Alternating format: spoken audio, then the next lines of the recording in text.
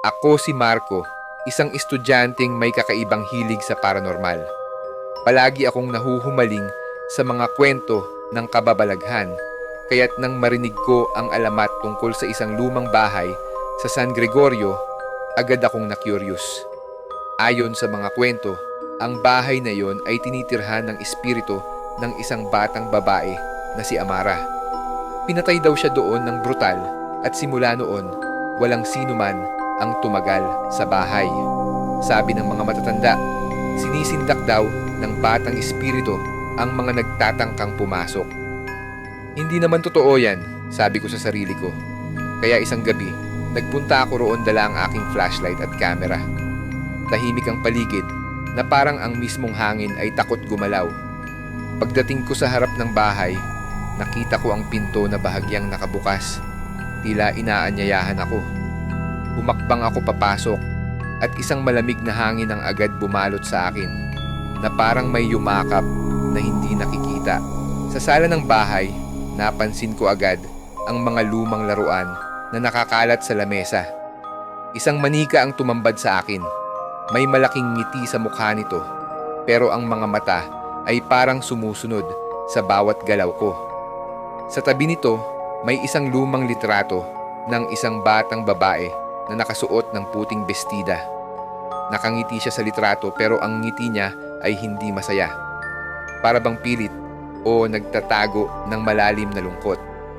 Nagpatuloy ako sa pag-ikot hanggang sa makarating ako sa hagdan paakyat. Bawat hakbang ko ay parang may bumubulong. Mahina ngunit hindi maitatanggi. Hindi ko maipaliwanag pero parang may kung anong bagay ang nagtutulak sa akin na ituloy ang pagpasok. Sa itaas may isang kwarto na bahagyang nakabukas ang pinto. Pinilit kong buksan iyon. Sa loob, naroon ang isang sirang duyan na mabagal na umuugoy. Napansin ko rin ang mapupulang mantsa sa sahig. Maya-maya, narinig ko ang isang hagik-kik ng bata. Mahina, pero malinaw na galing sa loob ng silid. Tumigil ang puso ko sa kaba. Paglingon ko, nandoon siya, ang batang babae sa litrato. Nakasuot siya ng puting bestida, ngunit puno ito ng bakas ng dugo. Ang kanyang mga mata ay itim na hukay na tila humihigop ng lahat ng liwanag. Bakit nila ako iniwan? Bakit nila ako sinaktan? Tanong niya sa malamig na boses. Hindi ako makagalaw. Gusto kong tumakbo, pero parang napako ako sa kinatatayuan ko. Nang makita niyang hindi ako sumasagot, unti-unti siyang lumapit. Hawak ang isang kalawanging kutsilyo. Sinubukan kong tumakbo, ngunit bawat pintuan na pinubuksan ko ay nauuwi sa parehong silid. Pakiramdam ko'y niloloko ako ng bahay. Ang mga larawan sa dingding ay nagsimulang gumalaw at lahat ng mukha sa mga ito ay naging siya. Galit, umiiyak at sumisigaw ng mga salitang hindi ko maintindihan.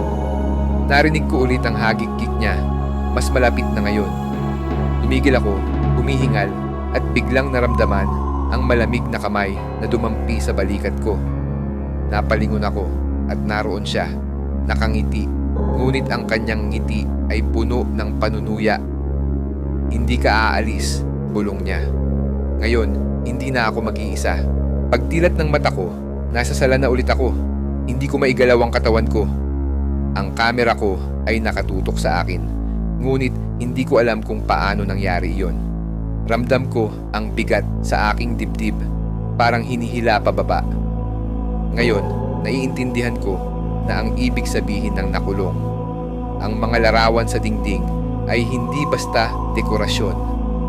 Isa na ako sa kanila. Kung binabasa mo ito, huwag kang magpadala sa kwento. Huwag kang pumunta sa bahay. Dahil kung gagawin mo, baka ikaw ang susunod na larawan.